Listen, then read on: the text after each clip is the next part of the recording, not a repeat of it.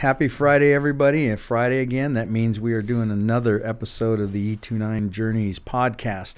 I want to give a quick thank you to all of our sponsors, Chihuahua Cerveza, Adam Schwartz Real Estate, and of course 100% Media that does all the video and editing for us.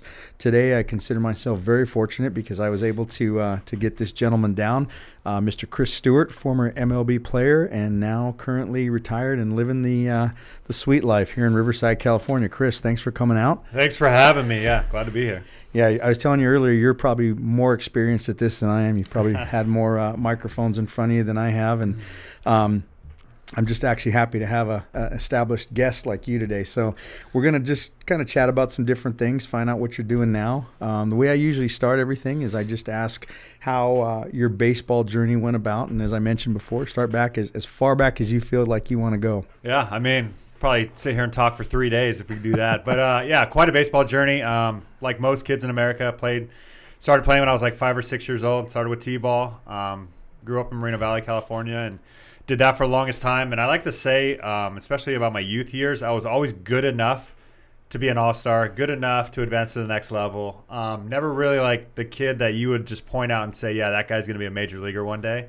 But I think it was a good thing at the same time because I always had to work. I had to work hard to be good enough. I had to work hard to advance to the next level. So that's most of my youth years, making all-star teams, having fun. This is before travel ball was travel ball.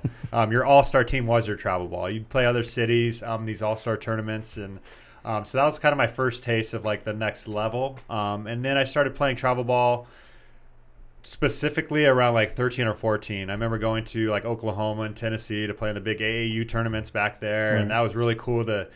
My first experience like traveling the country to play the game of baseball. Really cool experience. I remember getting into high school, and I was actually only a pitcher in high school my freshman year.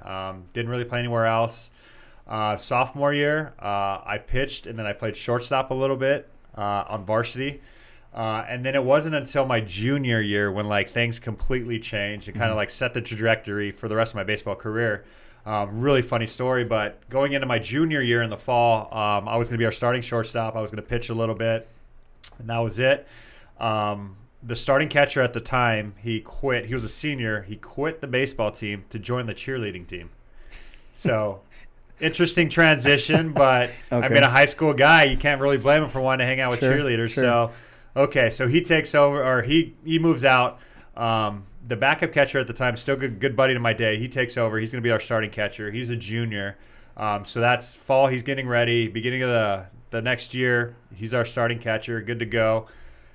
About middle to end of February rolls around, and he gets appendicitis. Wow. So his appendix bursts. He's in the hospital. He's out for about a month and a half.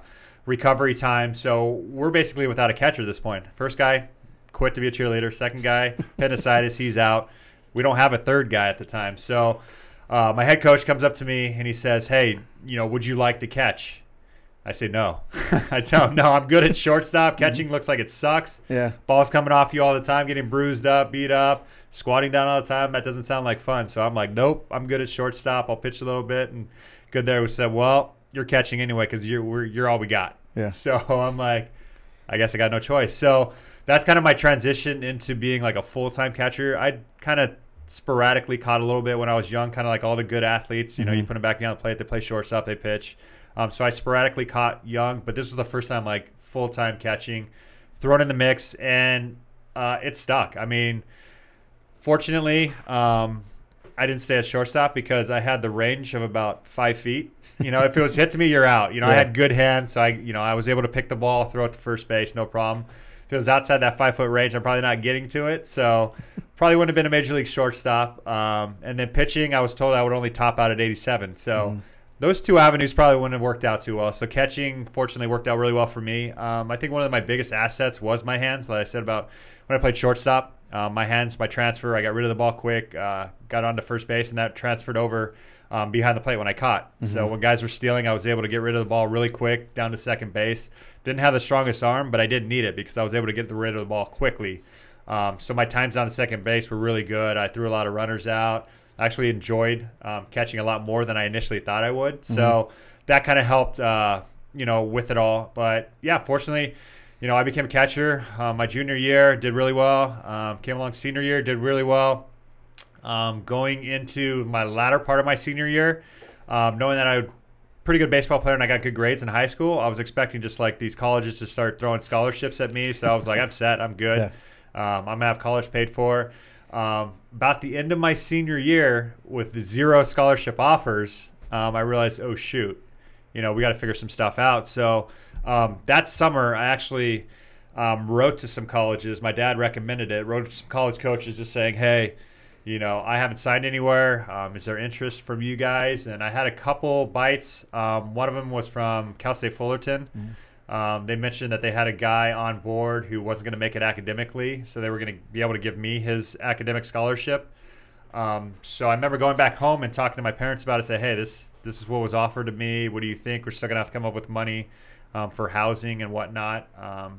But I said, it seems like a good deal. So we took about a week to kind of just discuss it, see if it was the right fit, my playing situation, so on and so forth. And so about a week later, I give the coach a call and say, hey, like, here's the situation. Like, it sounds like a great deal. I want to sign up. How do we make this happen? And I guess within that week span, they thought I was going to move on to something else. So they ended up giving that scholarship to somebody else. Therefore, no scholarship left for me. So I'm like, oh, shoot, now I'm back to square one. No school's looking at me. Right. I don't know what to do. But then UCR reached out to me. I remember going and talking to them, and they said, you're the number one high school catcher we're looking at right now, which was cool. They mentioned that they had a junior that was going to be the starting catcher my freshman year. Most likely he was going to get drafted, move on his senior year. So therefore, my sophomore year, I was probably going to play, which is cool. I was being able to learn my freshman year, get ready to be the starting catcher my sophomore year. Seemed like a great fit. Same thing, went home, kind of discussed it with my family. Decided that night, this is what we're going to do. So the next morning, I was going to call the coach back and say, yeah, we'll accept it. Sounds like a great deal.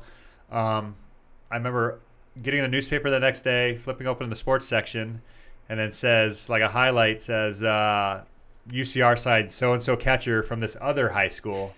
So I'm like, what the heck is going on? So I'm like, all right, these coaches are saying, they want me, but then, time goes on and then somebody else fills in that spot. So I'm like, okay, what do we do? So I remember no scholarship offers. I always wanted to go to a D1 school. That was my goal coming out of high school. And with that not available, I had to kind of resort to a backup plan. Mm-hmm. The backup plan was ultimately RCC. They actually reached out to me my senior year in high school, but at the time I thought down on junior college. It wasn't for me. I got good grades. Like that's where the kids who doesn't get good grades. They right. Go to junior colleges and this and that. So I had to humbly call the coach up and just say, hey, are you guys still interested? And said, yeah, come on down, walk on the team, try out. You got to earn your way on the team. So I'm like, okay, cool. This is my only resort. So that's what I had to take. And I remember going into RCC that fall as the 6th catcher on the depth chart. So there were 5 other guys that were in front of me. Wow. For playing time. And I remember just like, oh, shoot, what did I get myself into? Should I go somewhere else? But same deal. Like there were really no other options. So I had to put my feet in the ground and grind it out. And some guys during that fall, they transferred out. Some guys had to quit. Some guys transferred positions. So come along the beginning of the season, I ended up being the backup catcher, which ended up working out really well. I didn't play a whole lot, but I learned a whole lot. I think that was my biggest thing. I like to say, with Dennis Rogers being my head coach, I learned more that year than I probably did any other year in my entire baseball career. Sure.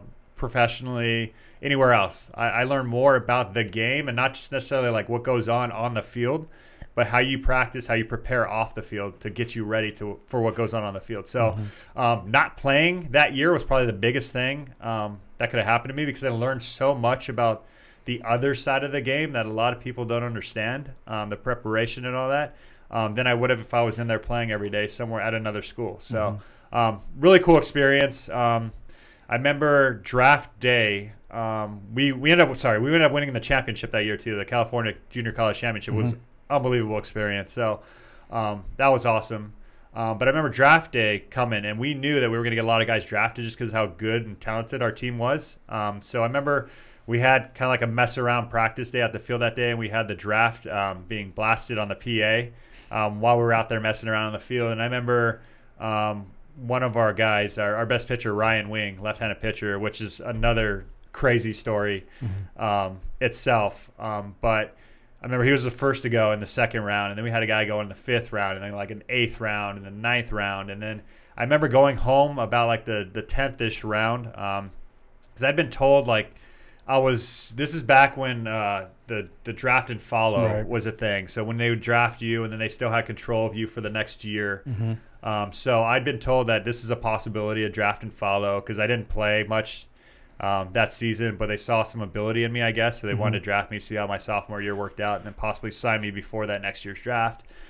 So I knew that was a possibility, but that usually didn't happen until about the 30th or later round. This is when there was still 60 rounds or so. So I went home thinking, all right, today's not going to mean much to me. Yeah, it'd be cool to get drafted, but probably not going to sign because they're not going to offer me very much money. Not going to entice me away from college. So I just went home, and I remember getting home, and there was a voicemail on my answering machine. This is like not my cell phone. This is like the answering machine at home. For those of you who probably still remember that. But I remember seeing the voicemail, the light blinking. So I hit it, and I remember it saying, "This is Joe Butler, cross-checker for the Chicago White Sox. We just want to congratulate you." And then I kind of went blank at that point. I'm like, I didn't think getting drafted would be that big of a deal. But like when it actually happened, you're like, oh shoot, like this is crazy. This is kind of like almost a lifelong dream. Like this is the start of like the ultimate dream of making it to the major leagues. And so I literally went blank after he said congratulations. And I'm like, the end of the message, I'm like, oh shoot, what else did he say? So I had to rewind it. And it said, "This is Joe Butler, cross-checker. We want to say congratulations. We drafted you in the 12th round of the Major League Baseball draft." I'm like, this is way sooner than I was expecting. And like I said, I was expecting like 30th or later, 12th round. Like this just completely caught me by surprise. And long story short, they reached out to my dad, talking about signability. It's a lot of things that go on, like pre-draft signability. They're trying to get what you would sign for. Therefore, they're going to draft you. They feel you're more valuable than another guy if you're willing to sign for less, and what have you. There's a lot of like negotiation that goes on before. So they actually called my dad, and my dad told them a completely low number what my signability would be. And I remember talking to my dad, I'm like, "Dad, no. Even if that's what I would sign for, you never say that. It's terrible negotiation." So I fired him that day as my agent. No, just kidding. But so anyway, they reached out to me, and long story short, it didn't work out. The numbers weren't going to work out. I wanted to go back to school, kind of just enhance my value. I felt my next year I was going to play more, so my value would get increased and hopefully sign for a reasonable amount to draw me away from college. So I went up to Oregon that summer and played collegiate summer ball up there. Did really well. Had a summer of a lifetime. Team was great. Teammates were great. Coaches were unbelievable. Learned a lot more about the game of baseball up there. Remember coming home about August-ish, I think, that year, and the cross-checker reached out to me again. And he said, "Hey, can we work you out another time? We want to bring in some more people, and then possibly renegotiate what we were talking about." And so I'm like, "Oh, cool." So I remember going out, working out that day, and even before I stepped on the field, the cross-checker looked at me and said, "I think we're going to make today worth your time." I'm like, "Oh shoot, this is cool." So this might be actually the beginning of something. So I worked out. I guess things went well. They actually met my contract demands. Yours or your dad's? No, not my dad. My dad was fired. So I hired myself as my own agent. Took over, and before I left for Oregon, I kind of made these demands, which I thought were outlandish, just because my desire was to go back to school, enhance my value. I don't think I was maturely ready enough to play at professional ball at that time. What I think I learned in Oregon helped prepare me a lot better. So anyway, we get back, and after that meeting, they ended up meeting what I thought was my ridiculous contract demands, and I was like, oh shoot, I guess now I have to kind of get this train moving. And so I ended up signing for that contract. The biggest thing in that was having the rest of my college paid for, though. That was a goal of mine coming in. My parents had always instilled that in me: college first. So having my scholarship available to me in that contract was one of the biggest pieces. So I ended up signing, going from not even really playing in junior college to a year later, I signed my first professional contract. So that was really cool. And the journey kind of, I had some ups and downs. I like to say what I said in my youth. I was always good enough to advance to the next level. I'd like to say that happened to me in the minor leagues as well. Always just good enough to advance to the next level. Never really put up crazy numbers, but always did good. I had to maximize my own talent to make sure that I was good enough to advance. So I did that. I played minor league ball for about 5 years or so, and then I remember getting the fateful call to the manager's office when I was in AAA, and said right beginning of before September in 2006, and he said the magic words that every kid can't wait to hear, and he said, you're getting called up to the major leagues, and that point is just like all the emotions hit at one time, like all the culmination of the drive, the dream, and all the hard work that you put in. It finally came together, and those magic words were spoken to me, and I still remember it to this day, and it was an incredible thing to be a part of, but an incredible thing to hear as well. So yeah, I remember my first day in the major leagues and the smell of the grass, the fans. Yeah. Well, I want you to get into that too, but there's so many stories before when you got there that I was going to go back to. Yeah. So you were Moreno Valley was Canyon Springs, right? Canyon Springs High School, yeah. Gotcha. So that's what I was going to, because there's a lot of different Moreno Valleys. Oh, right, yeah. It was a smaller town back then, but it's a lot bigger now. Yeah, and you're kind of, I don't know, 35, 36? 38, yeah. Thank you. Okay. If I look that young, I appreciate it. You're getting there. You're not quite there yet. So, and then, because you mentioned the draft and follow, and I'm thinking in my head, how far back was that? But the experience, again, that's something that, you mentioned it, and I'm thinking the numbers when you actually get that call in the 12th round. We've had some other guys in here, but not too many people get to even experience that. You know how the pyramid goes at the top. And so just maybe for a player that's looking at this, a younger high school player, that's an experience that you can share something, a little snapshot, but not a lot of us even get to hear that phone call. Yeah. Before that, did you actually have any pre-draft discussions with coaches where they come to your or scouts where they come to your house? Had you done that? I had one out of high school, and I think it was more of a family friend. It was a kid that I played with coming up. In pony baseball. His dad was a scout for the Texas Rangers at the time. Okay. So yeah, he came, and it was one of those. He was trying to steal me at the time. I think he foresaw some talent, but he only offered a very minimal contract. One that didn't involve college scholarship. Two, that wasn't very much money to sustain me for the long run. So yeah, I politely declined that offer. But up until then, wasn't much. When I was in college, I have some scouts hand me their cards or whatever. Sure. Typical. I think a lot of guys that happens to. And then with the hey, we're interested. More likely a draft and follow type situation. But nothing really hardcore. Yeah, we want you. You're gonna be our guy. This is that. This is the contract we want to offer you. So. Yeah, not a whole lot going on up until that draft day, which is really strange. The reason I ask is because I did do some studying on Wikipedia for whatever that's worth. But you have a remarkable career. I mean, as far as major league standards, and you look at, we had talked about this with other coaches on how if you actually do get to that level through hard work and everything that you had to do to get there, the career isn't as long as you think. You still have over half your productive work and volunteer, whatever it is you want to do, life left after baseball. So for kids looking at this now, I wanted them to hear that you went from one, transitioning positions in high school, to not having a lot of that high profile recruiting process that goes on, and you still had a long and by all means a productive and successful major league career. So I mean, that is an accomplishment in itself, and I'm sure you're way underselling your talent, but they don't just hand cards to guys that are just there. You have to have something that they see in you that tells them that. And then again, going back to when you were at RCC, one of the things that I know that you had mentioned in there was that you learned that, for lack of a better word, professionalism, which is something that I know a lot of guys had mentioned about Dennis and him being a coach. You learn how to be a professional, which is how you ultimately ended up where you were through the minors. Yeah. And I think I like to call him the Baseball Yoda. Yeah. He's got so much wisdom in there.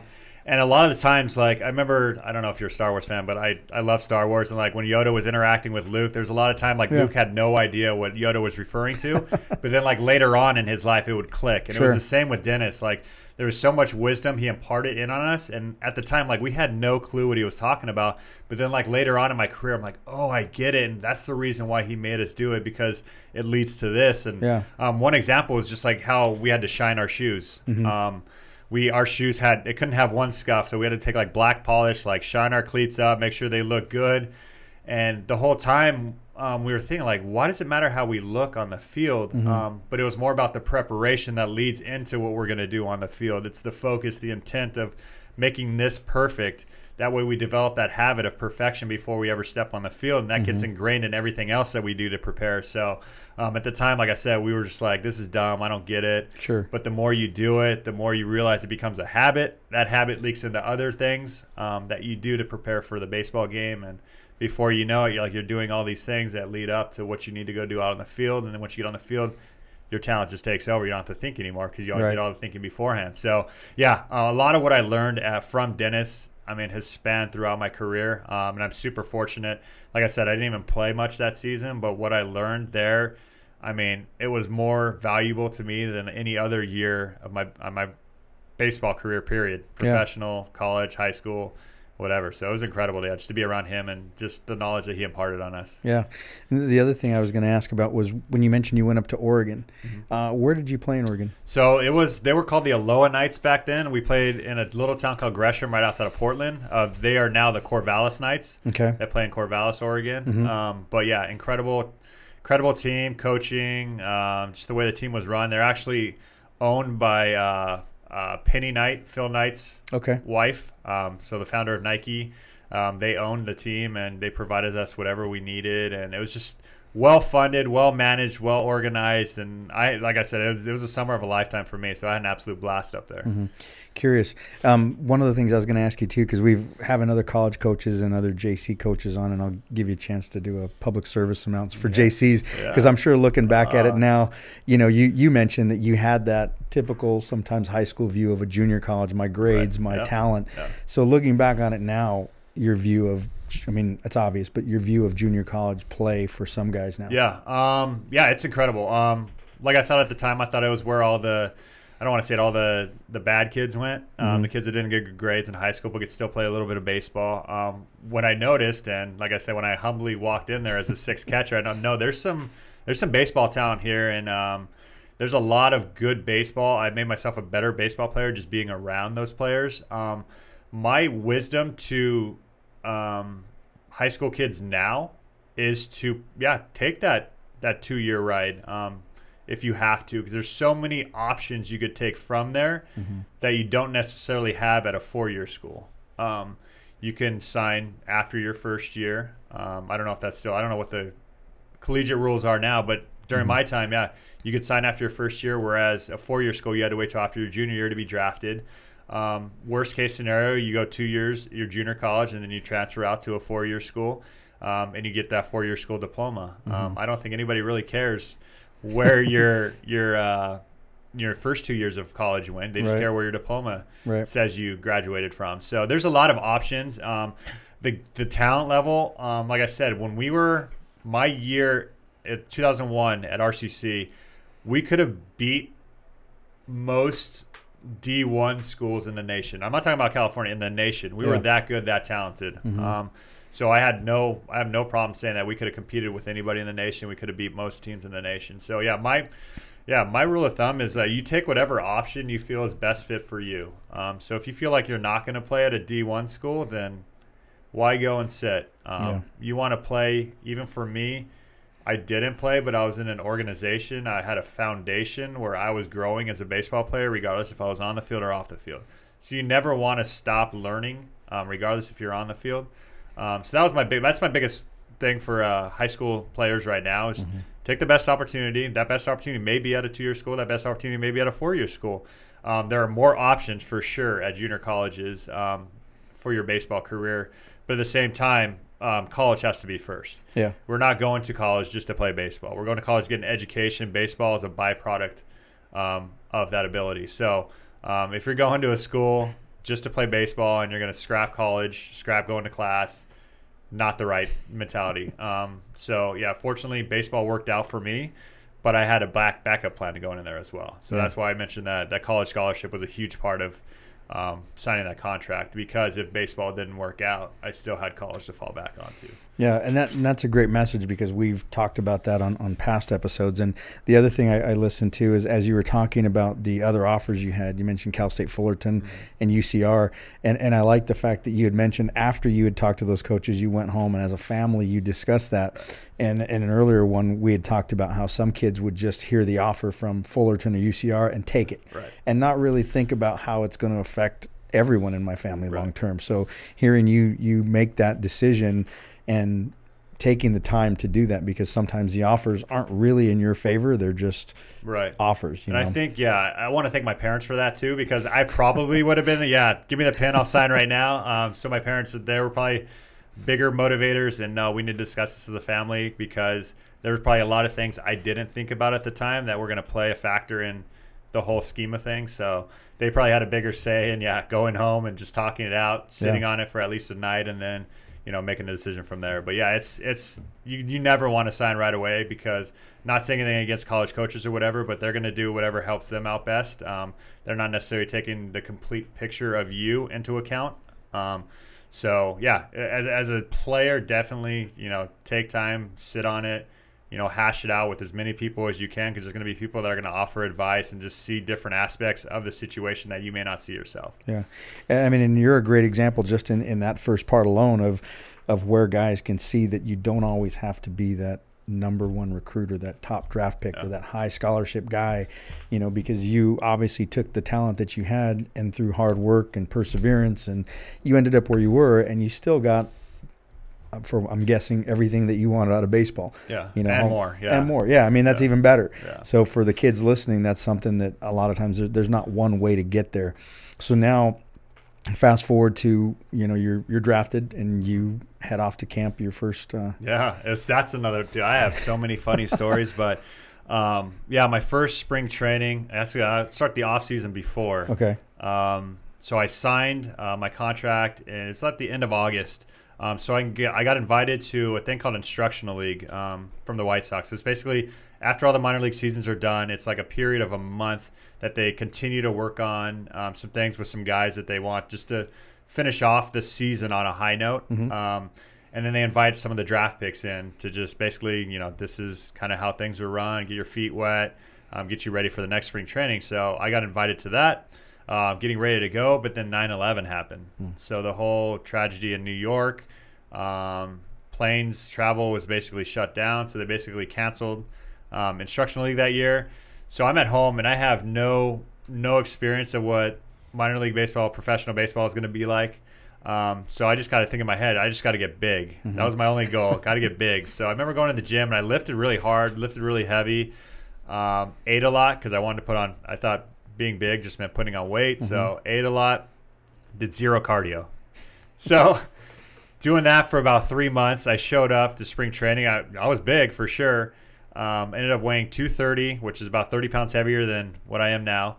And I was 28% body fat. Wow. So not the best shape for a professional athlete. It was funny because I think the guy that actually did my body fat, we had the little pincher calipers, and he looked at me, and I think he got mad. He was like, he's our training strength and training conditioner, and he's like, that's not what a professional athlete likes. So he looked at me, and anger in his eyes. So he was literally grabbing folds of fat, trying to make it look as bad as possible. But I was still definitely out of shape. So I got in there, and I was immediately put in fat camp. So they had 20 minutes of Stairmaster before and after every single day. So 20 minutes before the day started, go out, practice. If you have a game that day, go play the game. After the game, come back, 20 minutes, stair stepper again. And then they put me on a vinegar diet. So basically a teaspoon of vinegar every morning. Wow. Which is terrible. I don't recommend it to anybody, but it worked, because 3 months later I was down to 195. So I lost 35 pounds in that span of time. But anyways, that's kind of a side story. But my first year, great. I had just being in the repetition, playing every single day, that was something new to me too as well. College is a decent step, and then when I played that collegiate summer league, another step. But going from playing 3 or 4 times a week to playing every single day, there's a lot of fun, lot to learn. How to manage your body. That's when the health aspect comes. I didn't understand that. You gotta have your body in shape, because it's a grind. That professional season. It takes a toll on your body if you're not in shape.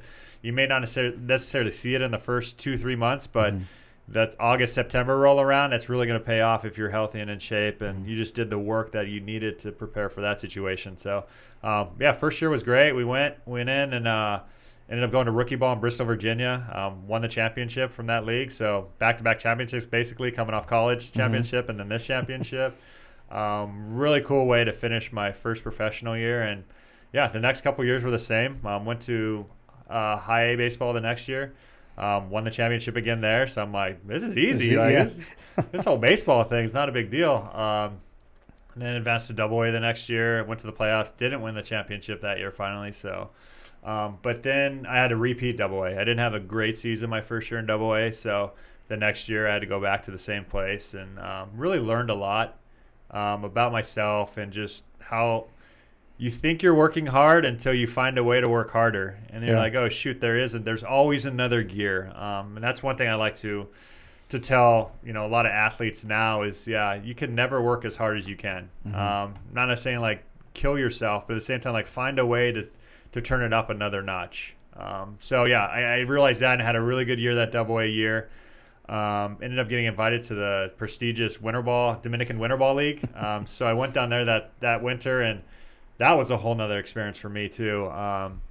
One, just how passionate the fans are down there. It's crazy. Like baseball is kind of, I like to say it's similar to golf, to where a lot of fans are more, they like to watch, but they're not going to get crazy into it unless it's like a playoff game maybe, or like a really good game. But for the most part, like all the in between, like just a basic out, not going to get a lot of hoopla, but down there, man, they go nuts. They're super passionate about the game of baseball. Love the players, just love the game itself. So playing down there in front of them was incredible. And one story I like to really share that just kind of opened my eyes to how blessed I was just living in America was when we were driving to the field one day to go play a game. I remember looking out the windshield. It looked like a rock hit the windshield, like a big rock, and it looked like the whole windshield shattered.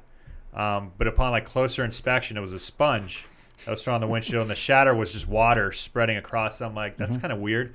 But then I remember seeing like a boy who couldn't have been any more than like 8 years old grabs that sponge and starts washing our window. And afterwards, he's asking for money. And I remember asking our driver, I'm like, what's that? Why is he in school? And he's like, he can't afford to be in school. Like, he has to help his family. Support his family in order just to survive. Sure. So this kid couldn't even go to school because he needed to be on the streets trying to make money just to help his family survive. So when I saw that, like, I'll never forget that experience for the rest of my life. It opened my eyes just how fortunate I was just to live in this country. You'll never see that here. Right. But down there, that's commonplace. So I think I started living my life just being more thankful for what I had. Just understanding the blessings that I had. One, just being an American living in this country.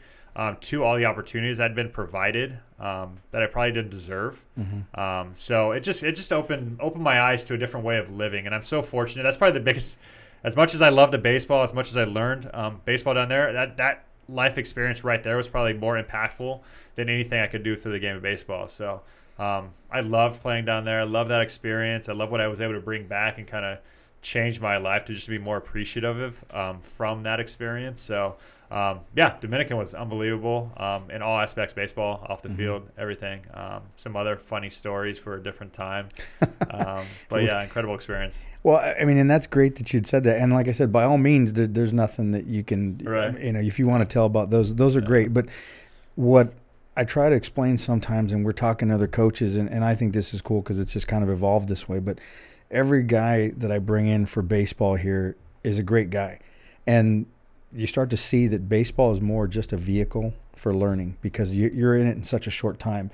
And the farther away you get from it, you're not quite there yet. You're not the old guy yet, but you start cherishing those relationships and those interactions and those lessons more than you do the games and the wins and the losses and things, because that builds a foundation for, like we talked about, when you're done with baseball. How do you apply everything you learned? And that being one of your most vivid memories, most people would think, wow, you did this, the championships, the games, and that's what you remember the most.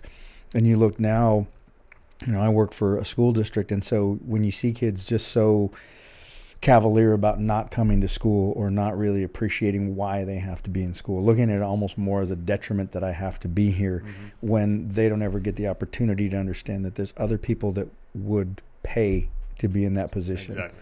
You know, so for you to see that, I think that's really cool that you expressed that was one of your biggest memories over all the other things you've done in baseball, which is really cool. Right. Yeah, and I think I say it to this day, I think every kid should have to go to a third world country. Every American child should have to go to a third world country and then come back and tell me you don't have this, you don't have that, and complain about all these other things. And for me, I was that kid. Yeah. You know, I just wasn't aware. I was ignorant of the world around me.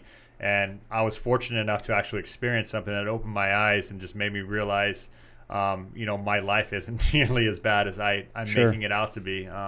So, and it's you know, no kick for the kids who live here. They just don't know any better. Right. But yeah, if we could open, you know, just the world's eyes to other experiences going on, I think we would live life a lot differently. Yeah, I mean, understanding your worst day here is not even close to somebody's best day in another country. And some of those, you know, and going back to when you were talking about your experience at camp, the White Sox were still in Florida at that point. No, so we were in Tucson, Arizona. Oh, so they just moved. It was recently. Yeah, it was a brand new stadium. We shared with the Diamondbacks. The facility was unbelievable. No knock on Tucson, but there wasn't a whole lot to do out there. The University of Arizona is pretty much all that there is. It's the same. It's not. But yeah, I mean, first year pro ball, like I wasn't complaining at all. It was great. Finally out of the house full time for the first time in a while. So just like living on my own with a bunch of other.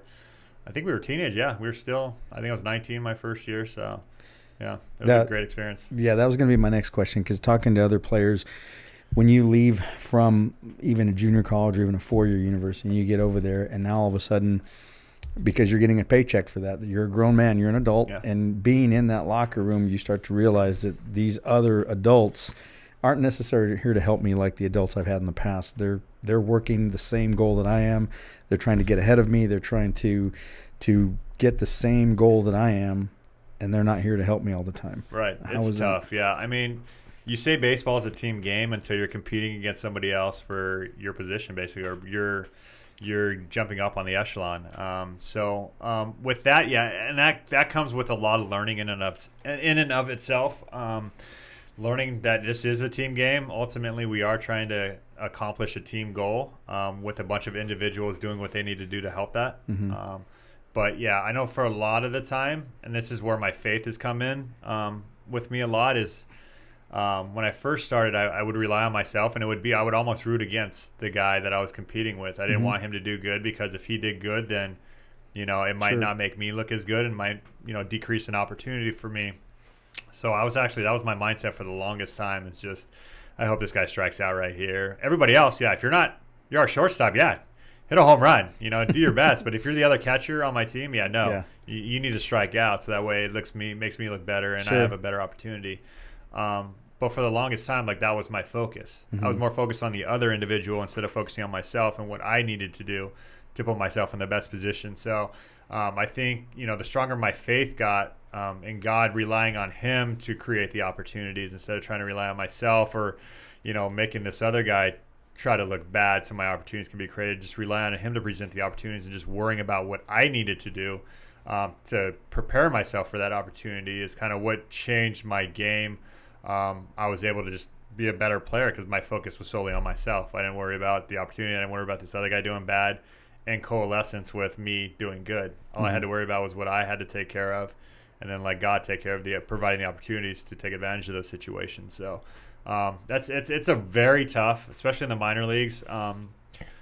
It's a conundrum, man. Like, trying to just focus on yourself and not focus on the other guy who may be blocking an opportunity for you, because especially if you're down in the lower minor leagues, it's not just the guy that you're playing with on your team. You know, there's all these guys at other levels that are kind of like a step ahead of you, that are, you know, blocking opportunities for forward trajectory as well. So if you're taking your mind off of what you need to do, you're creating a roadblock for yourself. Sure. Instead of just focusing on what you need to focus on.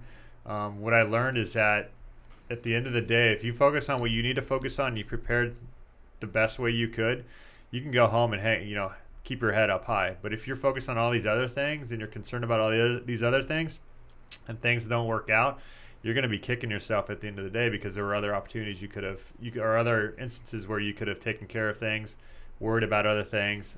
It's just like, what ifs, what if I would have done this? Whereas you're focused on yourself, there's no regrets. So since you mentioned it, and like I said, I told you before, I don't want this to be solely about baseball. We want to hear about you. And if I can ask, where or was there a change of faith, or was there a time where that changed? Had you always been strong in faith and it just came out more? Or how did that come about? Because you had mentioned it in ties to your time in the minors. Right. So my faith journey is kind of like my baseball journey, like a roller coaster. I didn't grow up going to church. My parents still, to this day, they don't go to church. But I started dating a girl in high school who did go to church. So like a good boyfriend, I was like a little puppy dog, and I just followed her along. Started going to church and really felt like this was a place I'd been needing to be. Really felt connected. Started going to youth group. Just fell in love with the people there, the experience there. Dated her for about 8 months, and then we broke up. So another kind of weird situation, like you don't want to go to the church that your ex-girlfriend goes to. And then I started dating my now wife. So we're like, all right, I still felt a draw to church, but I didn't know where to go. So we started going to this other church, and it was okay at the beginning, but then like a lot of things started rubbing me the wrong way. I just didn't have a good community to like speak into me, especially at such a young age. I'm 17, 18 at the time. So I thought I knew it all already. And I thought these church people didn't know what they were talking about. So this church started rubbing me the wrong way, and then finally there was a sermon on tithing. I'll speak it. I had a huge issue with this tithing and this and that, and the sermon just really, it kind of sent me over the edge. And I was like, you know what? I don't need this church thing anymore. I'll still read my Bible. I'll interpret the Bible how I want to interpret it instead of having somebody else interpret it for me. Just young, naive mentality. So I stopped going to church for 10 years. From that instance. So there was a time in my life I didn't go to church for 10 years. I was still reading my Bible. Thought I was still connected. The problem was I was interpreting the Bible how I wanted to interpret it instead of reading it for how it is, like God's truth. Like there's no ifs, ands, or buts. This is what it is. Sure. But I was picking and choosing certain things I wanted to believe in, discarding other things. What I come to realize is I was basically being my own God. I was creating my own religion, utilizing the Bible to help enhance that. And it wasn't until an experience with some friends of mine. We actually got into a debate in a hot tub one night. So we're going back and forth. That's another thing about me. I love to debate. I love to tell you why you're wrong and I'm right, which is just part of one of my many sins. But anyway, so we're getting to talking about church, and it's kind of funny because my buddy who I was arguing with used to be a non-believer. And I remember at one point in my life, I'm the one who was like in his face about, no, you need to go to church. This stuff's real. This is how it played out in my personal life. Now we're flipping the script. So now he's going to church and he's telling me why I need to come back to church and this and that, calling me out for my hypocrisy. And I remember just spewing some stupid stuff, like being a believer, being a Christian. Like the basis of your Christian faith is understanding that God sent Jesus down here to die for our sins. He was crucified. He was raised on the third day so that we may have a relationship with him, and basis of Christianity.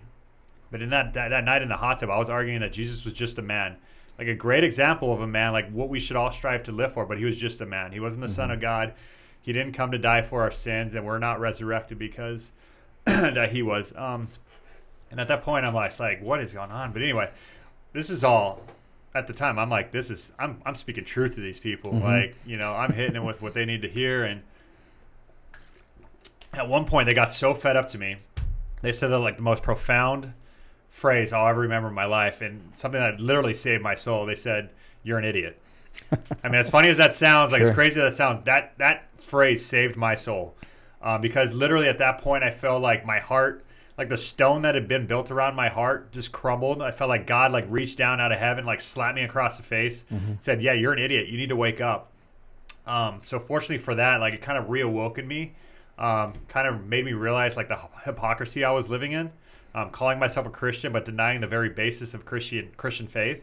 So I remember going to, it was like 4 a.m. at this time. Like we were going for hours, and it was just intense. But anyway, I was like, all right, yeah, I need to go to church. Like, give it another try. But they're like, no, it's 4 a.m. You're not gonna be able to find an open church. So I'm like, yeah, understandable. So like Sunday morning, we go to try a local church and go in. I'm ready. I'm pumped. I'm fired up. I'm like, all right, God, what do you got for me? Like, you woke me up. Like, I'm ready. Go in there, and literally the sermon that day was the same sermon I'd heard 10 years earlier. Same topic, like explained the same exact way. Like, the thing that rubbed me wrong 10 years ago was exactly what I was experiencing on this day. And I'm just like, I look up and I'm like, God, really? Like, I'm giving you another shot. This is what you're going to hit me with? Like, really? Looking back on that time, I believe it was a test. Like I said, I was going to give God another chance to speak into me. God was saying, are you going to live up to that? You're going to face challenges all throughout your life, in your faith, in your business world, whatever have you. Like, are you going to let that challenge derail you, or are you going to fight through that challenge and live the life you're supposed to live? So fortunately, I gave that church another try, went back, realized it really wasn't for me. I like to say pastors speak certain languages. Certain people receive things differently from certain pastors and not other pastors. And I like to say he just wasn't speaking my language. So tried some other churches, just same thing. They weren't really speaking my language. I still felt God speaking to me through that, just not through those people who were pastoring at those churches. And then I remember I would drive by Sandals Church all the time. We'd have flags flying on Van Buren Boulevard.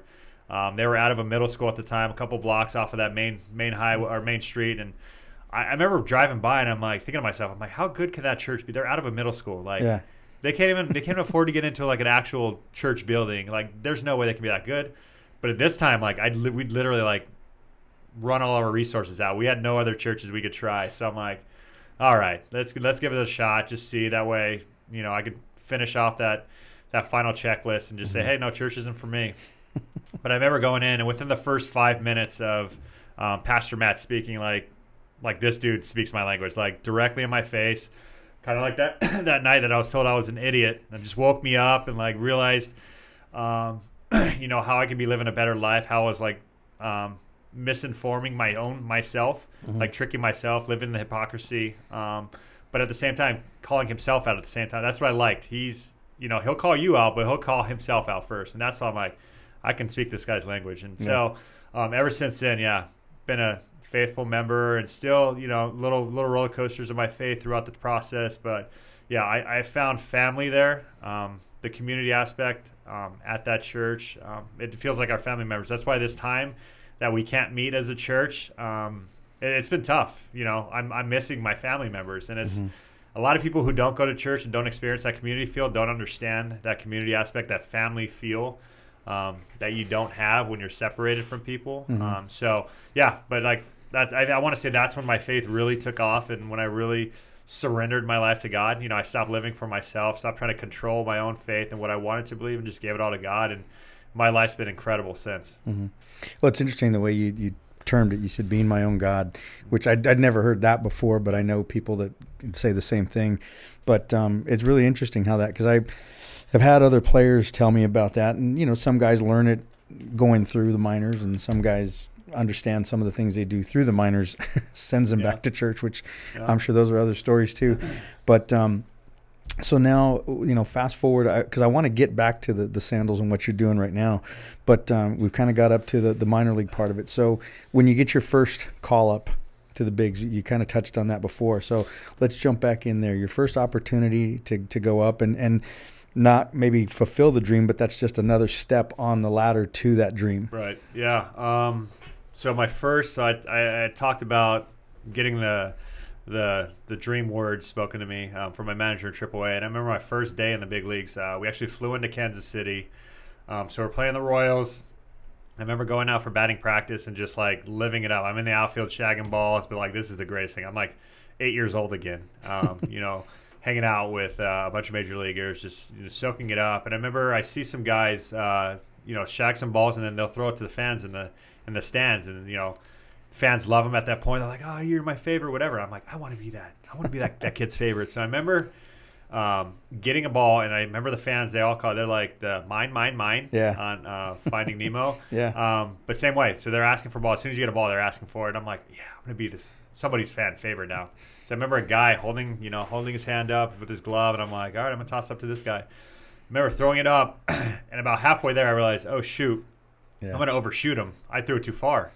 No big deal. Like, it's going to hit a seat, and so, kids are going to run after it. Well, overshoot him, and I realized as a kid, like 2 rows back, not paying attention. Like, he's watching what's going on, like guys hitting the balls and stuff like that, and it squares him up right in the side of the face, and I'm just like, oh no, this is how I'm going to start off my Major League Baseball career, squaring an 8-year-old up in the face and going from like fan favorite to like most hated player by fans. But yeah, fortunately it didn't hurt him too bad. He ended up getting the ball, so I think that was the biggest thing. But yeah, not the best first day on the job. But fast forwarding a couple days, didn't get any playing time in Kansas City. We go to Boston for our next series, so iconic Fenway Park. Just soaking up. I'm a big history fan in general, and then baseball history itself is something that I always loved. And so Fenway Park, one of the greatest historical baseball fields around. So I remember going there and seeing the Green Monster and seeing the red seat where Ted Williams supposedly hit like the 580-foot home or whatever it was, and just all the history that went in the field. And I remember my first Major League game was, I don't know what game of the series it was, but I remember I was down in the bullpen warming pitchers up, and I get a call down there saying, "Hey, Stewart, they need you in the dugout." I'm like, "Oh shoot, here we go." And we were blowing the Red Sox out at the time, so I'm like, perfect situation for a rookie, like not intense, nice easy win. We're gonna cruise in, get a at bat or something. And I remember getting in the dugout, and they told me, Ozzie Guillen was the manager at the time, he told me, "Hey, if Paul Konerko gets on base, you're going to pinch run for him, and then you're going to go play first base next inning." I'm like, wait, well, I'm a catcher, right? I was thinking to myself at the time. And he said, "You have played first base, right?" And I'm like, "Yeah, sure, yeah. And I'm like, I played maybe 5 games in my whole life at first base, but I'm not going to – my opportunity to go play a Major League game. So theoretically, I could have been a pinch runner to start my professional Major League career, and then gone and played first base, which would have been super interesting. Fortunately for me, I guess you'd say, he lined out. So he didn't get on base. I didn't have to pinch run. Didn't have to go play first base. But the next inning, Jim Thome had a chance to bat. But like I said, we were blowing a team out. So at that time, you take your starters out. You let the bench players go in. So I was told I was going to pinch hit for Jim Thome, or I was going to hit in the spot, whatever. So I remember going up that at bat. My knees were shaking on the on-deck circle. My knees were shaking in the batter's box when I stepped in. I remember facing Craig Hansen. He had a little bit of Major League time, but probably not many people heard of him. But I remember getting to 3-0 through 3-0 count. So I'm like, oh, it's pretty cool. I might walk my first at bat, get on base. Yeah, start off with like 1,000 on base percentage. Just be pretty cool. So I take the next pitch, obviously 3-0. Fastball right down the middle, so 3-1. I'm like, oh shoot! Now I have an opportunity to hit the ball over the Green Monster. So let's let one rip. So the next pitch comes in, and I remember I was so far out front, I pulled the ball all the way into the dugout, and I'm like, oh shoot, that's not good. That wasn't the home run that I was looking for. So now I'm at 3-2, and I'm like, oh shoot, now I have an opportunity to strike out. Now I'm way too close. So I'm like, all right, now just put the ball in play. So I'm just like, he threw me a fastball kind of inside, and I got jammed so bad. I hit like a 58 hopper to like third base and got thrown out at first, but at least I put it in play and didn't strike out my first at bat. So incredible experience, but like I can still remember my knees shaking in the box, just listening to the fans, being in Boston where the fans are incredible, just being able to be a part of that for my first experience. And the best part is on the lineup card it says, has Thome's name written or crossed out, and then my name underneath. So I like to tell a lot of people, the Hall of Famer just couldn't get it done. They had to bring the rookie in to get the job done. So really cool. I still have that lineup card with his name crossed out, my name put in. But incredible experience, and something I'll never forget. Well, I mean, not even to just be at that stadium, but to actually be on the field and to be in the lineup and to have that be your first game. I mean, that alone is a dream for, I can't think of how many people. For sure. And then the other part too is that when they came in and they were going to put you in a different position, I can just kind of imagine the shock on your face of that whole process of going, do I tell them the truth or do I just roll with it? So when you were you mentioned a couple of names. So as you were coming up through the minors, was there any coaches or even some veteran minor league guys that may have given you some good advice or something that I always had veteran catchers as the other guy with me. And most of my, I remember we had a Mexican catcher named Jonathan Aceves, like really just kind of took me under his wings and taught me how to play the game right, what I needed to do to prepare to be a catcher on, in minor league baseball, we were playing 140 games. So yeah, I always had guys, good coaching. I played for a guy named Razor Shines, probably the most eccentric coach I've ever played for. I had him 4 years in a row. But I learned a ton of baseball from him. So, yeah, I'd like to say I was blessed with many good coaches in my career, many good players around me.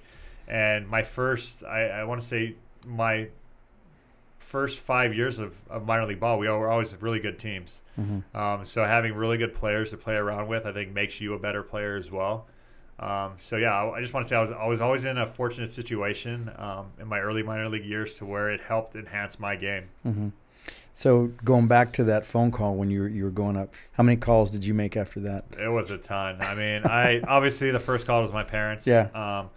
They literally been in the grind with me since I was born. So sharing that experience with them was incredible. I wish it was closer to the West Coast so that way they could have come and experienced that first game or the first time up there. But we went to Anaheim not too long after I got called up, so they got to come out there and experience that with me. So I made that call, and then obviously it was my fiance at the time. We weren't married yet, but my wife now, calling her, and she's super happy because we've been dating since high school, so she's kind of been on this journey with me for a long time as well. And then just buddies that I'd played with that I'm still good friends with today, called them up because I like to say I was the one that was blessed with the talent. Like it could have been any one of my friends. Like we all tried as hard as we could, but I was the one blessed with the talent that allowed me to keep going in the game of baseball. So I like to say I play for them as well. They experiencing it with me. They were just as dedicated, just worked just as hard. I was the one blessed with the talent enough to make it happen.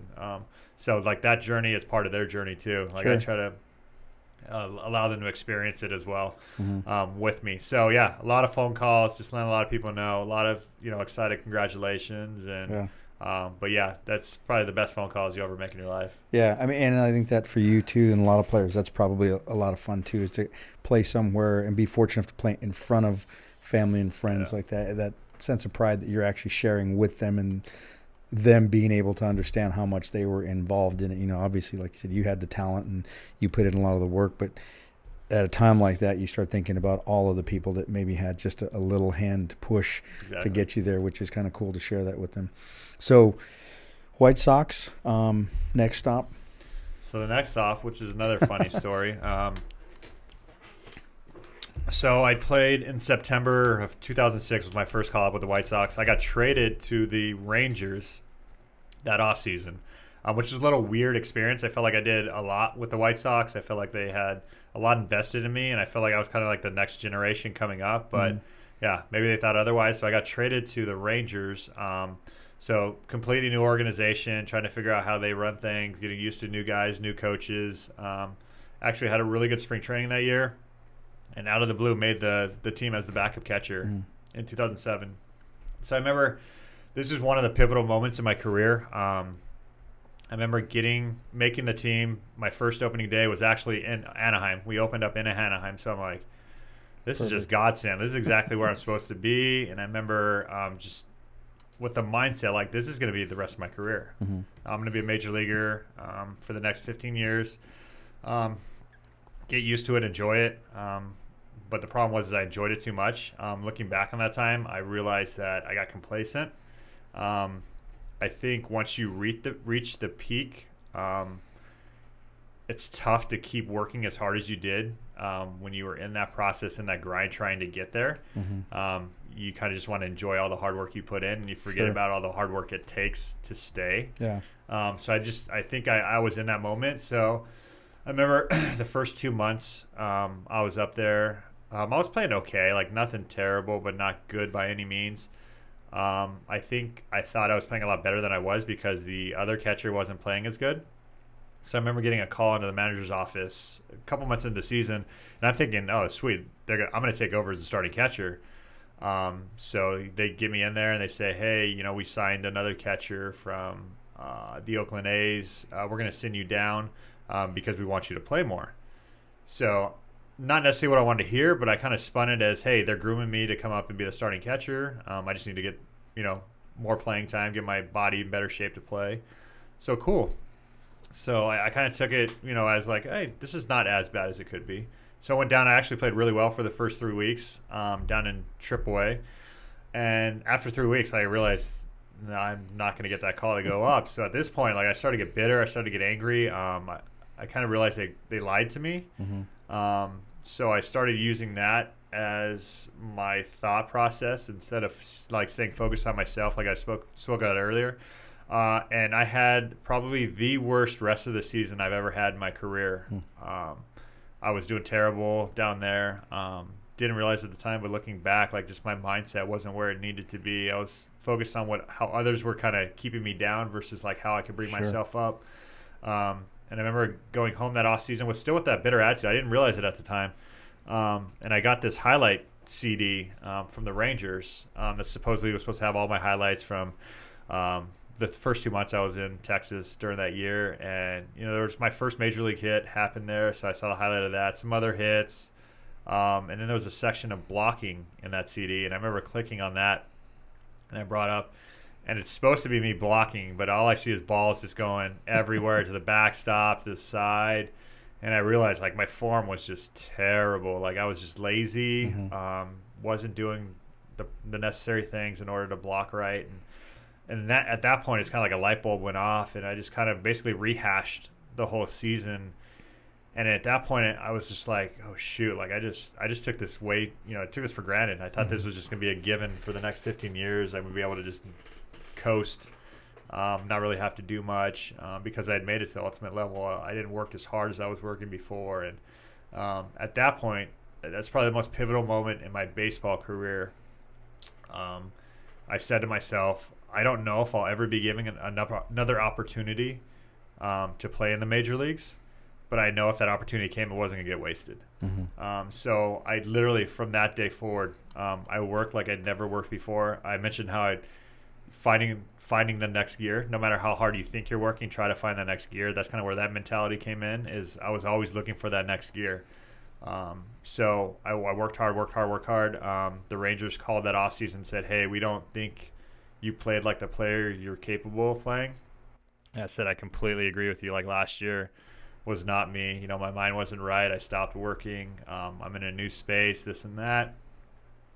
They said, but we want to invite you to Major League Camp again because we see potential. Cool. So I go to spring training again with the Rangers the next year. Actually get sent down the first cut, which was another pivotal moment for me because I didn't think I deserved to get sent down that first cut. I felt like, why would you bring me in if there was no potential of me even making the team? But at the same time, I said, no, we're not going to go there again. I'm going to keep my mind focused on myself. I'm going to keep working hard, wait for the opportunity to be provided. So went down to minor league camp, great attitude, worked hard, get all the way to the very last minor league game, playing on the road. In the last minor league game of spring training, was told I'm going to go open up the season in Oklahoma, AAA for the Rangers. Actually going to drive there as soon as I come back and shower. Going to head to Oklahoma City. As soon as I get back to our complex, I get called into the minor league director's office and was told I'm getting released. So at that point, I'm like, what the heck is going on? Like I literally did everything you asked of me and more. And this is how you're going to treat me. So yeah, kind of left bitter at that point. Like it's kind of tough not to go to a bad mind place when you feel like you do everything you possibly can do and then just don't get treated the way you feel you should. And it's tough because the end of the minor league spring training, like opportunities are slim. Teams have usually set their rosters. They have their guys. So for a guy that doesn't have a job to try to find a job, incredibly tough. So I remember driving back to California from Arizona, just like, what are we going to do? And my mind's just like racing to like the worst possible.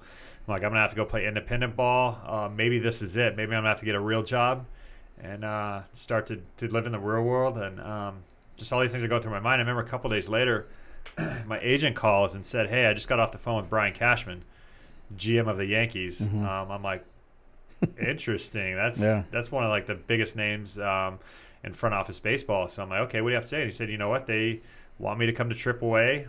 Probably going to be the backup catcher. I mean, he laid it out like exactly how, I would want to hear it, not sugarcoating anything, not saying, hey, this is how it's going to be, and then go do something else. They said, hey, you're going to be the backup catcher in AAA. There's a possibility you could get called up if guys get hurt or whatever. And I'm like, hey, it's a job. It's the only job I was offered at the time. So I remember going there in Scranton, Pennsylvania, which is only famous for The Office. If anybody watches The Office, Scranton, Pennsylvania. So remember going there, and it's kind of funny because through a whirlwind of events, I go from, it was a month from thinking I may have to quit baseball and start living in the real world to I was wearing pinstripes. So just goes to show, like, with the right attitude and staying positive and focusing on what you need to focus on, like, things will happen. Just be ready for the opportunity. Fortunately, I was ready for the opportunity. Went and wore pinstripes. It only lasted for 3 days because it's like a weird series of events with how, like, the behind-the-scenes roster transactions work. But it was 3 days of playing for probably the most historic baseball team to ever live. So really cool experience, really cool just like learning point for me in my life, just sticking with that positive attitude and then seeing the fruits of that really paid off. So, yeah, that was just one of the many cool experiences from like the pivotal moment, going from me focusing on how I'm not being treated, that being my sole driving, motivating factor to, no, there's things you can't control in this game, and I can focus on what I can do and be ready for the opportunity when it's presented. So changed completely how I went about, and I don't think to this day my career would look anywhere near it did if I didn't have that pivotal moment happen to me. Well, I kind of listened to that, and I kind of feel like a couple things. One, that is exactly a good pivotal point for you. I know we talked about me keeping you an hour, and I mean, I could sit here and talk baseball the whole time, good, but I honestly, from the little bit I know and from the text conversations we had, I kind of feel like you're more than baseball. And so I really want to give you a chance to talk about what you're doing now, but I'm also going to try to lead you into a part 2 somewhere down the road. I love it. Yeah. Because I want to hear the baseball story, but like I said, I want this to be more of about you personally, your journey, whether it be through baseball, through your faith, through just what you're doing now. And, I think that's a good point to stop. We can pick that up and be a part 2. But what I want to do is I want to kind of transition into your fast forward now. You're out of baseball. You're back home, so to speak, in Inland Empire. And what are you doing right now that is kind of fueling your motivation or kind of fueling your faith? Or what is it that's giving you that drive that you had with baseball now that you're not in baseball? Yeah, and I'll rewind a little bit just to lead into this point. Yeah. But throughout my baseball career, because I was blessed with the talent, like I mentioned before, blessed with the opportunity to play the game at the highest level, I felt like that's what I was born to do. That's why God put me on this earth, was to play baseball. So for the longest time, even earlier in my professional career, that's what I live for. I'm like, I'm a baseball player. That's what I'm known as. That's who I am, what I do. So I lived with that mentality until like I wasn't good at baseball. And at that point, like when baseball becomes hard, baseball becomes tough, like things aren't working out like how you think they're supposed to work out. It's not easy anymore. You start questioning like your purpose in life. And I'm like, well, if I'm not good at baseball anymore, like what is my purpose? And I remember wrestling with this for about a half a season. I remember finally getting this revelation, and God said, your purpose is not to play baseball. I'm gonna utilize baseball, or you're gonna utilize baseball. You're gonna be given this platform so you could shine my light on earth. Once I realized that, it just released this huge burden off of my shoulders, because I didn't have to worry if I was good on the baseball field. I didn't have to worry if the fans liked me. I didn't have to worry if these paychecks were going to sustain me for the rest of my life. All I had to worry was taking care of myself and shining God's light, revealing His light to those that don't see His light because of the game of baseball. So I call myself a bridge between the baseball world and the faith world. I'm able to unite unbelieving baseball fans with God through the game of baseball. Once I realized that was my purpose, it released me from so many burdens that I was carrying just being known as a baseball player. So once I started doing that, I started getting more involved in my church, especially with youth. I started with FCA, so Fellowship of Christian Athletes at the local high school, King High School here in town. just going in and talking to them about my experience, how my faith has kind of played out in the sports world, and how just basically motivation for them. You still can be faithful. You still can live a God-fearing life while you're playing your sport. So doing that to start, and then I got invited to doing youth at Sandals Church, which at the time when I got invited, I'm like, there's no way. Like, I'm too old. I have no relatability. Like, I can relate to these other youth that play sports because we have a common factor here. But if they don't play sports, like, I'm not going to be able to relate to them. Right. I'm too old to connect with them. They're going to think I'm, it's this old geezer, just doesn't know what they're going through, can't really, impart any wisdom on them. But I said, you know what, I'll do it just so I can shut this youth guy up. He's going to keep bugging me until I get out there. Right. So I actually went one Wednesday night, and from the moment I walked in, like, the discussion, the kids, how I was able to impart wisdom, it just reminded me of all those others that played a pivotal role in my life and how I turned out. I could play that same role for these kids. So yeah, I work with teenagers, 7th through 12th grade, and I've been doing that for about 4 years now. And like these teenagers, I like to look at. I don't want to be their dad. So that makes me too old. So I'm the big older brother. Yeah. That kind of is just walking, life with them right now, and just trying to be the positive mentor that they need in this world. Because there's we're seeing it right now, how much brokenness, sin there is in this world, and they need positive influences, people speaking truth into their life, guiding them to where they need to be guided. So yeah, I like to take that role, and I'm not always perfect doing it, but I think they know that they're going to get everything they have out of me. They could turn to me like they would any other family member. So it's been incredible for me personally. I hope that they have the same experience as well. But yeah, doing that a lot more now. A lot more community outreach type stuff. Like I mentioned about the little boy in the Dominican, just kind of completely shifted my focus on how I can use my platform, how I can use my blessings in life to help those others in need that maybe not don't have those same blessings or need a helping hand every once in a while. So yeah, community outreach through our church as well has kind of been a huge passion of mine, especially since I'm back full time now. I'm diving into that more and just trying to bless our community any way we can. Yeah, it's interesting because the conversation I had with Jason earlier, we talked about that transition from playing to coaching, and you actually spoke almost word for word what he and I had talked about. You get to that point where playing is no longer an option for whatever reason, and then you have to decide, where am I going to go from here? And a lot of guys want to hang on and stay in the game somehow. I always say you got your fingertips on that last rung of the ladder. I don't want to get knocked off. Yeah. Other guys transition into coaching. Some guys use baseball through teaching as a medium to be a mentor for their program players. And you actually are doing the same thing, although it's not in the baseball format anymore. And you mentioned being the older brother, and I was teasing Jason because Jason's right around your age. And I said, well, it's coming. You're going to go from some of those kids being more of a father figure than a big brother, because there's more gray in the beard and there's a lot more, years behind you than there is in front of you. So it's kind of cool that you're still using that avenue as a way to be a mentor and to be a leader and to just be a guiding, if for no other reason, there's a way to utilize the mistakes that you may have made in the past on how to guide someone around those potholes. Yeah, there were many mistakes in the past. And I think my transition was easier than probably most people.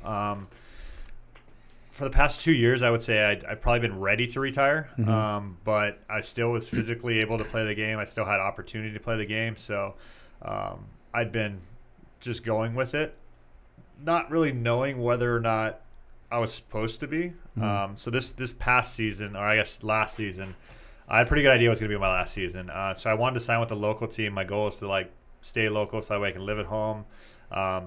The thing that people probably don't see is how much family time you're missing during the professional life. So for instance, the past 4 or 5 years, so whenever my son started public school, I would go to spring training. They would stay here. They would visit maybe a week during spring training. And then when the season was going, they'd be here until school got out in the summer. They'd come out and visit me in the summer. And then when school started back up, they'd come back here and live here for a while. So out of the 8 months I was gone, I probably only saw them 2.5 of those months. So that's what a lot of people don't see, is just being away from family. So that was really wearing on me the last couple of years. So I was ready to give up the game just to live life normally, see my family all the time. But like I said, the opportunities kept presenting itself, and I didn't want to leave the game knowing that I still had, some fuel left in the tank. Sure. I wanted to leave it all out there, knowing that I gave everything I had, but my time was done. So coming into the last year, I had a pretty good idea, like, this is going to be it. Sign with the Padres. I was going to live at home. If I was fortunate enough to play in San Diego, see my kids every day, take them to school. But the season didn't start out so well. I got sent to AAA to start the season, but I felt like my opportunity was still there. I was still told that I was going to be one of the guys get called up if one of them got hurt, if they weren't playing well, if just all these scenarios didn't happen. We get about a month and a half into the season. These scenarios are popping up, but I'm not getting called up. So I start to question, like, what's going on? Is this another situation where I got lied to? Actually, one of the guys ended up getting hurt, but the other catcher gets called up instead. So all these things start going through my mind again. Like, I was told this and another thing happened. So I'm starting to get frustrated, but I try to stay positive at the same time. I'm trying to follow God along the process. I'm just like, hey, God has me here for a reason. I actually started a Bible study with some of the guys in there. So I felt like I was doing good things. So maybe that's what God had me there for. Maybe it wasn't for baseball. So I'm doing all these things, but at the same time, like, my goal, I'm away from my family. My goal is to be in San Diego so I can live at home. And so we get about 2.5 months of the season. And finally, I'm just like frustrated. And I'm frustrated with the team. I'm frustrated with how things are playing out. And I'm frustrated with God for, like, not basically giving me a clear answer of what I'm supposed to be doing. I just felt like, I was just kind of going along with the flow. But at the time I realized, I'm like, I haven't been really praying earnestly about, like, hey, God, like, reveal to me what you want to do. So I remember one night I did that. I said, God, I'm fed up. Like, I don't know. Like, I want to follow you. I just don't know where that is supposed to be. Make that clear for me. And then at that point, I remember just feeling like release. Like, all right, I got nothing else to bear. Like, it's on God now. I've revealed my heart to him. He knows what I want. I've gone to him now. It's up to him to reveal his purpose into my life. And it's really funny, but the next day I get a call from our minor league director with the Padres and say, hey, we're going to release you. I'm like, oh, shoot. I remember looking up. I'm like, God, can I take that back? Like, can we can I get a mulligan for that? Yeah. But at the time, I'm like, hey, I asked for a sign and God gave me a sign. And that's pretty clear. Like, I don't know if it gets much clearer than that. So I remember coming home, driving from El Paso back home, and I remember praying to God the same way. I said, hey, God, maybe just that wasn't my spot. Maybe I'm supposed to keep playing somewhere else. If that's, your will for my life, then make that clear as well, like you made this. And 3 weeks go by, I don't get one phone call from another team. And I'm just like, okay, like, that's pretty clear. So that's the point I decided to call it a career. I hung up my cleats in June of last year. And it's funny because how I thought I still had more playing time. I thought I needed to be continuing to play. The more I was home and around family, around church, around friends, I realized this is where I needed to be. Although I wanted to keep playing, I needed to be here. Yeah. So once you realize that, like, God's in control, He gives us what he needs, not necessarily what we want, for our own benefit, right. Regardless if we see it that way or not at the time, which has been incredible to witness. So, yeah, and then just like I said, diving back in, I got to go to summer camp with my youth guys for the first time ever. Completely changed all of our lives. So I see there's all these things I would have missed out on if I would have gotten what I wanted. Yeah. But I got all these things that I needed because God was in control. So really cool. Once I realized that, it made my transition here easy. A lot of people have said, do I miss the game of baseball? I think that answer became clear when I went to a Padres game in September of last year with some of my buddies. And I got to go on the field, got to see all my ex-teammates and just say hi. And, that would have been the moment what I would have been itching to get back out there and play, but I had none of that. I was able to sit there, say hi, congratulate them, tell them good luck, and then sit in the stands and watch the game as a fan for the first time in my life. Well, I shouldn't say first time in my life, but first time in like 20 years. Right. So, yeah, just realizing that God's in control and he's going to give me exactly what I need. It's so freeing, and I've just been able to enjoy every moment since then. So like all these, the youth, the community outreach, everything I'm doing it's a product of God, and I'm just fortunate to be a part of it. Yeah, I mean, that's really cool how that worked out for you. I mean, I'm really, really happy. Now being one, you said it was June of last year. Fast forward to everything that's gone on, ultimately you probably wouldn't have been playing anyway. Exactly. So it did work out for you that you were able to make that transition early, and now you're on to bigger and better. So right now, the current situation, and you mentioned not being able to be around your Sandals family. How are you? I know you reached out to me through text earlier in the year or a couple weeks ago. What other things are you doing right now to stay connected to the community and maybe some of your youth group kids? Yeah, it's tough. Not being able to meet in person is a lot different. You know, we still, like, just like all the businesses out there, they're making it work via Zoom, via Meets, via FaceTime. You know, having those interactions, especially with us, it's challenged us to be creative with how we're engaging with teenagers, especially. Yeah. Like trying to keep teenagers engaged when they're not in person, when they have so many other things they could be doing instead is a challenge. But I think we built the relationships with these teenagers before all this happened. So they understand how much we care for them, how much we want the best for them. So they trust us with, like, hey, you need to get on the Zoom talk and talk in the chat. You need to put that PlayStation down for an hour. Give me an hour of time to speak truth into your life. Engage with your other fellow peers during this time. So I think that's the biggest thing, is developing that relationship, building that trust with them, having them understand you have the best for them. You're looking out for them, and you just want them to live godly lives like you are trying to live. And at the same time, it's all about the investment. Like I said, I see these guys as my little brothers that I just want the best for them in life, and just staying engaged with them. I think this time has really revealed to me I could have been engaged more even when we were meeting in person. I think I took that for granted. Hey, no, I'm seeing them once a week. That's enough. But when you don't have the opportunity to see them once a week, you realize how much you miss that and how much more you need to pour into them. So I think, I've done a better job of engaging them throughout the week, not just on like Wednesday nights when we're supposed to meet. Our relationships because of it have gotten deeper, and I'm enjoying it. A lot of this time is welcoming, just like family time I took for granted. You don't realize it until you're put in the moment, and you're like, oh shoot. So I'm looking at this as like a blessing in disguise. It's really opened my eyes to things I kind of like, the situation down in Dominican, just things I just wasn't aware of, that wasn't brought to my eyes, that has been brought to my eyes now, and trying to live my life differently and just be appreciative of what I had before, and trying to live that out and here into the future. Yeah, it's interesting you had mentioned that, trying to stay connected. Now technology, there's almost no reason not to be connected, and unfortunately you're kind of at that age where you're just outside the cool technology clique. Exactly. You're having to relearn a lot of things, and you're having to understand how kids connect and communicate, and that was one of your fears initially. And so talking to the other coaches that I've had in, and I was explaining to them what's making me a little fearful is that some kids have solid home foundations, but you worry now about the kids that maybe have to be in that environment where they weren't so comfortable all the time, and maybe your group was an outlet, or maybe baseball was an outlet, or practice was an outlet. And now they're having to deal with this, whatever hardships they may have at home, on a full-time basis, because there is no outlet, and everything's got to be, for some kids it might be confrontational, for some kids it might be, all kinds of things.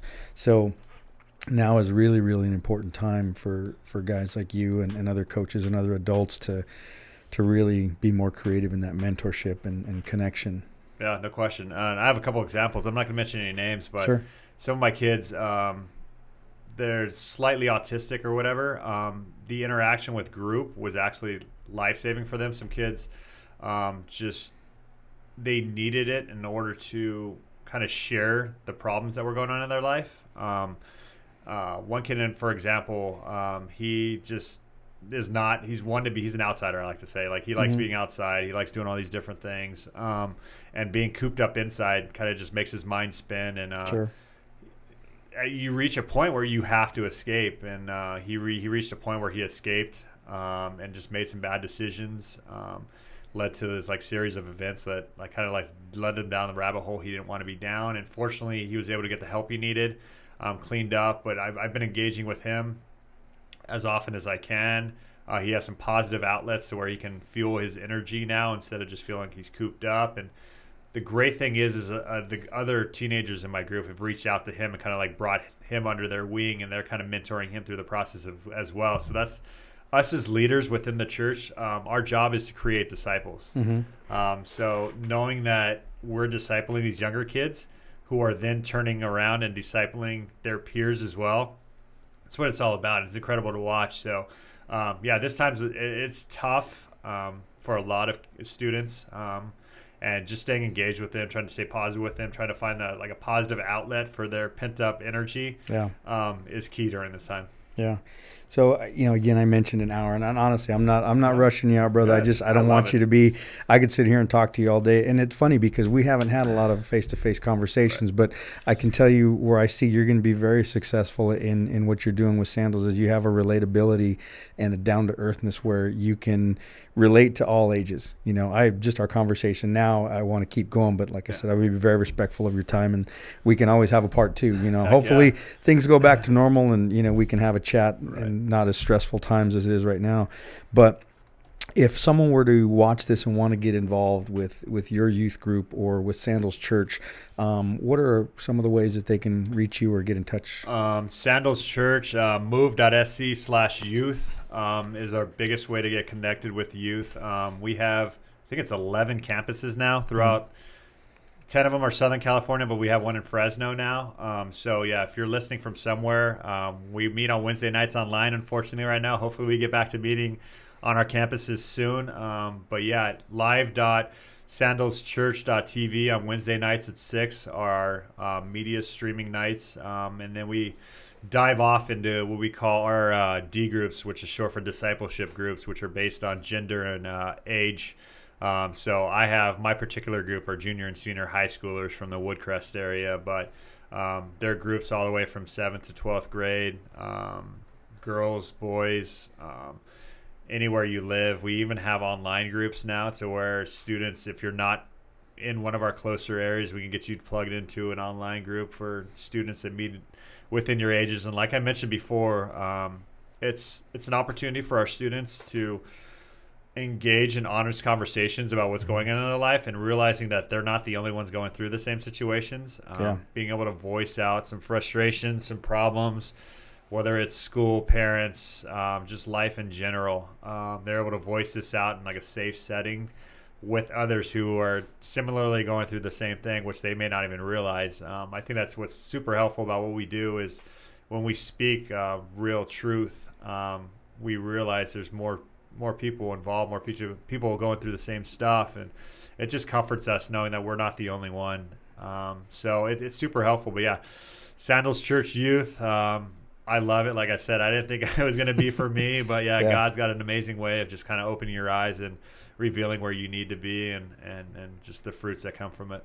Well, as I'd mentioned before, and just our conversation now and knowing you the little bit I do, I know that if you're out there listening and you have even just some some fears or some uneasiness about just anything that's going on right now. It may not have to be something that's existed in the past, but I know right now for adults, it's a very difficult time in general because there's a lot of people that don't have the answers that we've always looked to for the answers. So if you're out there and you have questions or concerns or you just need to talk to someone, I know that Chris and all the people at Sandals would be more than happy to have you reach out to them. They've never been anyone that they would turn away for any type of help. And so knowing Chris the way I do so far, I know he'd be more than happy to have you join him, talk to him, communicate him, and just kind of give you a direction to go or give you some insightful information to kind of help you get through this time, especially the way things are right now, right. More than ever. And I recently got talked into getting Instagram for the first time. You mentioned before, like the technology. I was the slide phone guy up until about 4 months ago, maybe. Yeah. So, I recently got talked into getting a smartphone and then recently got talked into getting on Instagram. So, if you want to hit me up personally, the C Stew 1982 is my Instagram handle. So, feel free to reach out personally. I'll try to help you any way you can. If you have any other questions about anything, I love to help any way I can. Well, my wife and I go back to the old CBU gym. Oh, so we call you OGs, yeah. So that was before that, and then we were at the Miller Middle School before they opened up the new one. So it's kind of cool to watch them grow, and we have a lot of friends that are involved in different aspects of the church. So I'd love to have you and the family over sometime for pool if it warms up again, or just hang out. I got to tell you, I holding off those 100-degree days for a while. Yeah, well, I've heard about that. I've always been gone for them, so I never had those. It's nice when you're home and you have a pool, and so thankfully during those hot days we haven't had to go to school or had to tolerate those, but. So for right now, I know we're definitely going to have a part 2. Heck yeah. And like I said, I wanted to make sure that I got in what you're doing now, because that's far more important in the big picture for everyone. The baseball's great, but, that's just a vehicle to get you where you are. And we get plenty of baseball on the show. And I know there's a lot of stories that we want to delve into and all kind. I mean, there's a lot of teams we miss too, I know. Exactly, yeah. But that's the cool part of it. But like I said, if you guys want to reach out, there's some of the information that Chris gave you. You'll probably see him around town if you go to Sandals, if LA Fitness opens back up. I know. Oh, God, I miss the gym. Yeah, we have weights at the house if you want to come by. We kind of turn that. They're there. But anyway, I want to thank Chris for coming out and giving me more than the time that I asked for. And again, I know there'll be a part 2 because there's a lot of questions I had left for him. But in the meantime, again, I want to thank everyone for watching. I want to thank our sponsors, Adam Schwartz Real Estate. I want to thank 100% Media and, of course, Chihuahua Cerveza. And one more time, I want to thank Chris for his time. And it was great chatting with you. And I look forward to off camera and then more on camera in the future. Sure. Yeah, part 2. Yeah, definitely. Thanks for having me. Yeah. All right. Thanks for coming out. So, again, we'll see you next time, and take care. See you guys.